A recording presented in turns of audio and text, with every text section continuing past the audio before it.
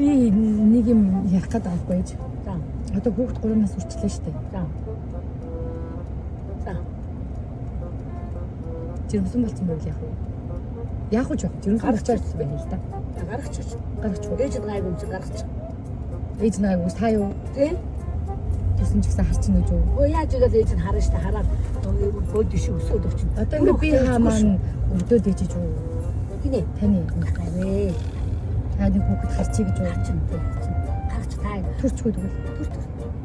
Түнга тэр надаас асуулт. төрлөө шүү дээ. Түр хань түрлэгч. Түр ээж нь хараад байна. Тэн тэнцүү ингээд дөрөв хүүхдээ хараа яа. Амар гоё болсон. Танах тэгээд гоё юм. Дөрөв хүүхдээ яг бол.